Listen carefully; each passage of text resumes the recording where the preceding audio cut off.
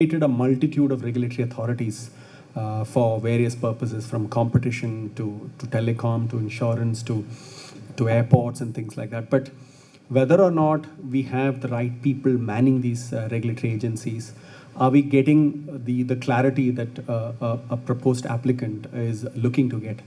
I think that's an area where we need to really focus on and make sure that we are able to get transparent regulatory authorities in place.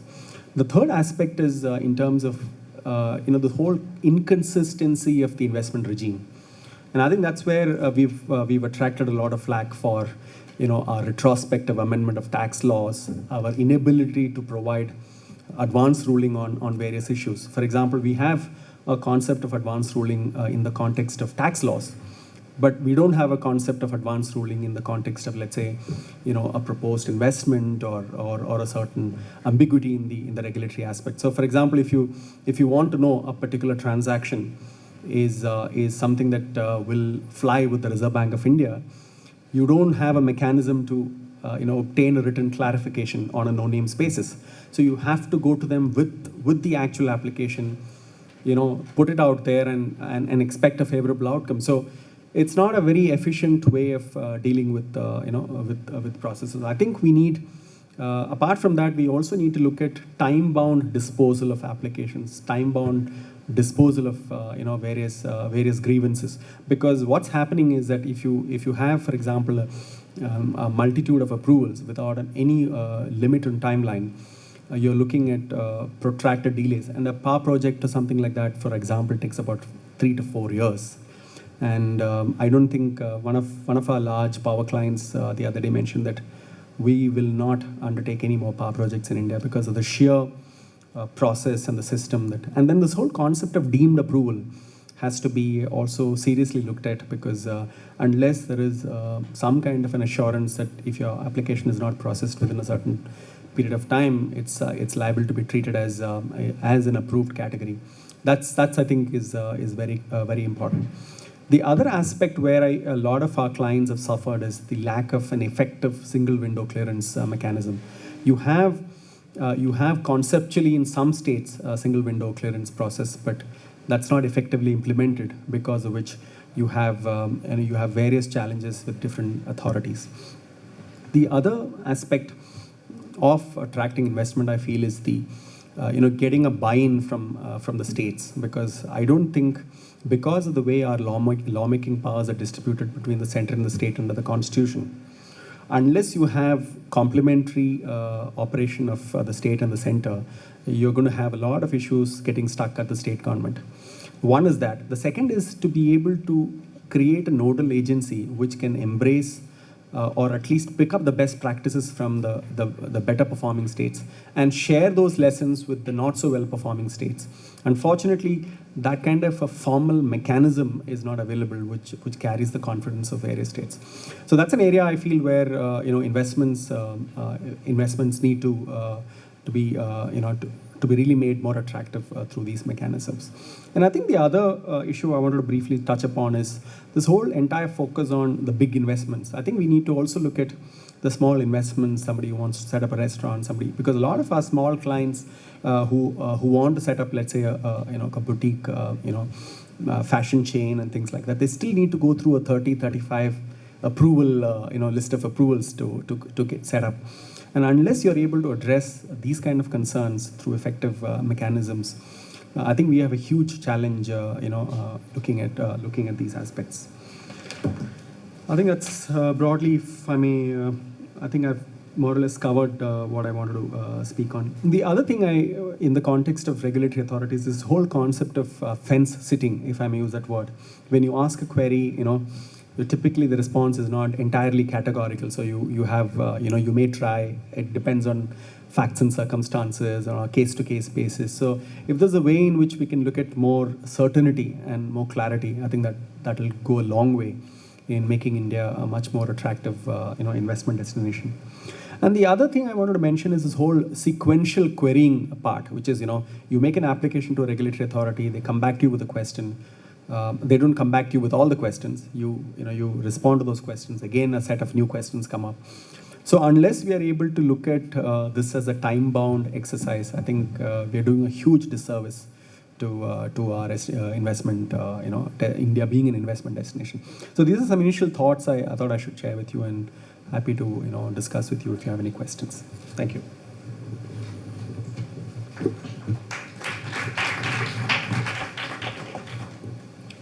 Very good afternoon.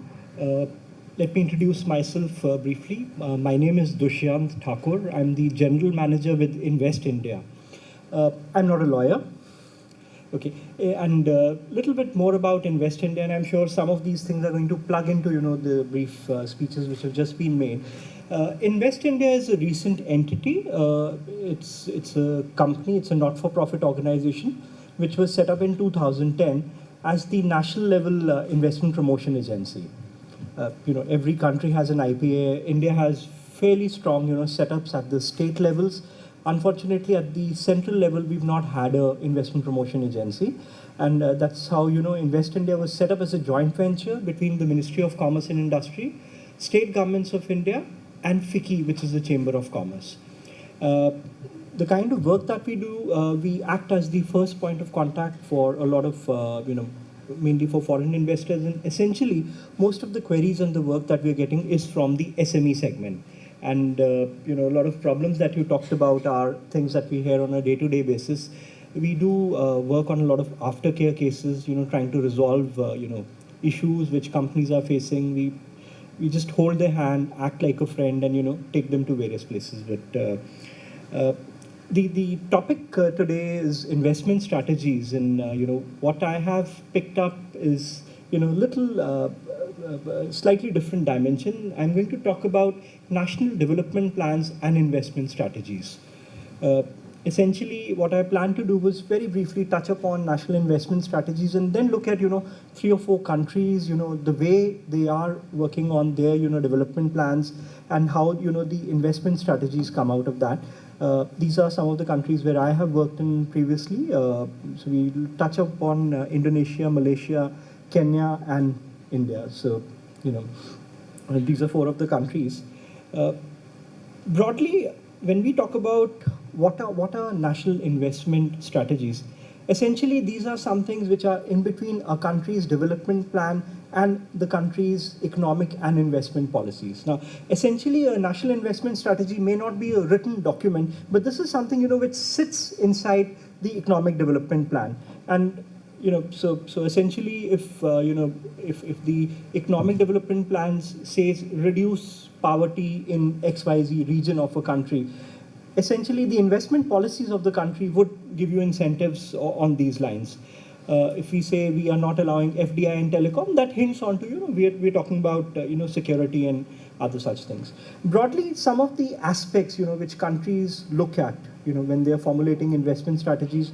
First is, establishment of investment promotion agencies. So each country, essentially has, IPAs or investment promotion agencies, reviews of economic policies. Now, last 2.5, 3 years is where, you've seen India really go back on the drawing board, look at the FDI policies, which were already liberal, but then, they're opening up some of the sectors which were still, closed.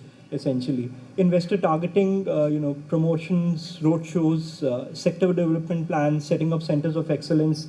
Skills development essentially comes out as, when we've gone through the national development plans of various countries, you'll see skills as one clear area, which comes out. Use of ICT, India is currently working on eBiz, which is one of the mission mode projects of the National E-Governance project. But that's something which essentially talks about a B2G kind of a connect. So step 1, where you're talking about, let's get the name of the company from a name approval till, filing your memorandum articles, and then, the entire process is what they're talking about, making it automated. I'm sure it's a fairly complex process and it'll take a long time, but use of ICT and e-governance is something which, again, countries are looking at. Indonesia has done some bits of it, in a very good way. Investment incentives, export, promotion programs, taxation aspects. Some of the countries have been, bringing down taxation free zones, investment regions. If you look at UAE or such countries, you'll see essentially each of the Emirates has got fairly large investment zones, and you're talking about thousands of companies based in those investment zones. Incubation support for startup companies, infrastructure investment projects. We look at Indonesia and see how infrastructure is a very essential component. And finally, when we touch upon India, I'm going to talk about some of the industrial corridors which are coming up in India. The DMIC, I'm sure you've heard of it, but in addition to the Delhi-Mumbai Industrial Corridor, we are talking about 3 other industrial corridors. And with that, it's transformation of India, which is going to take place in the next 10 to 15 years. Regional initiatives, but essentially, when we look at the national investment plans of various countries, green energy, innovation, R&D, education, exports, these are flavors which come out, in a very, very big way. Just touching up on, some of these countries, and then we'll finally also talk a little bit about India. Indonesia, we're talking about 6.5% GDP growth, $20 billion FDI coming in each year. They have set up, one-stop shop, the BKPM is, the Investment Coordinating Board of Indonesia. It's again been fairly successful. And and they have, changed their policies, essentially. They were, closed in terms of getting investments in all the sectors. They had limits like, investments were only allowed for up to 30 years earlier, but then, they've gone away with all such requirements which were there earlier. If you look at, some of the factors of the country, we do know Indonesia is fairly, strong when it comes to commodities, coal, natural gas, palm oil, cocoa, rubber. You're talking about the fourth most populated nation in the world. 250 million, is the population, which again, makes it a very lucrative market for, companies from all over the world. Now, they have defined what is called as the Master Plan for Acceleration and Expansion of Indonesia's Economic Development, or MP3EI. That's, their economic development plan. And the goals which they've set for themselves is to become a developed country by 2025, have a per capita income between 14,500 to 15,500 US dollars, GDP of 4 trillion is the kind of targets which they've looked at. Now, essentially, when we look at a country like Indonesia, what are the broad challenges and problems they've faced? If you look at, it's primarily an archipelago where we're talking about 17,000 islands being there. So that really complicates supply chains within Indonesia. We are talking about, so essentially leading to a lot of development gaps between regions being there. So Java is essentially known as the place where there's most amount of, economic development. So it's a fairly skewed, development which has taken place. There's unemployment which they needed to get rid of. And then, this whole being 17,000 islands, connectivity was one of the biggest issues which they had. So when they have gone in for their economic development plan, they have essentially defined, 3 main strategies. And at the heart of the strategies are 6 economic development corridors which they've defined. And so you have like Java Development Corridor, Kalimantan, Sulawesi, like this we have, 6 of these corridors. And each of the corridors, there's been, a focus. So like in Sumatra, you have, energy, agriculture. Java is, again, industry and services. So like each of the corridors, they have very clearly defined, specific areas. So broadly, when they started looking at main economic activities, they ended up, identifying 22 economic activities which Indonesia was, getting most of its, the funds from. And essentially, they then ended up doing, a mapping of the economic activity with the 6 corridors which were there. And then they have gone, deeper into it in terms of, for each corridor defining specific projects. And that's where, you'll see for each of these corridors, there are, investment plans, specific, early bird projects, other projects which are going there. Now, if we look at, as on November, if we look at, has this been successful? 260 projects have already begun. We are talking about 67 billion US dollars investments that has come in. There are close to 104 projects in the real estate sector. 22 in the economic field, 150 plus infrastructure projects, and essentially there has been, thanks to the MP3 EI, Indonesia is being able to stick to its 6.5% growth, which is talked about. Now, when you look at the kind of mix of investments, how they are coming in, 25% of the investments and these projects are from state-owned enterprises, 35% projects are from the private sector, 12% are from the government sector, and 60% of these projects are actually outside Java, because essentially Java has been, the main economic corridor. But you being able to see, this distribution and, this main problem of economic gaps between the different corridors, which is being, resolved as a part of, the economic development plan. Touching up onto Malaysia, again, talking a little bit about, their economic, progress. We're talking about a country close to 30 million population, GDP again 4 to 5% growth, per capita of around 10,000 USD. They have, MIDA, which is the Malaysian Investment Development Authority, which is their national investment promotion agency. And so they essentially came out with what is called as the Economic Transformation Plan. And in this economic transformation plan, they have identified 12 national key economic areas. Now, that's essentially where, their per capita income is essentially coming from. And so in each of these key economic areas, they have defined what are called as the entry point projects. So in each of these 12 things, you will see that, we do have these entry point projects. For example, if you pick up tourism, you see that positioning Malaysia as a duty-free shopping destination is one of the entry point projects. Establishing premium outlets is another. So like this, they've been able to define, these projects. So in total, there are 150 entry point projects that have been defined.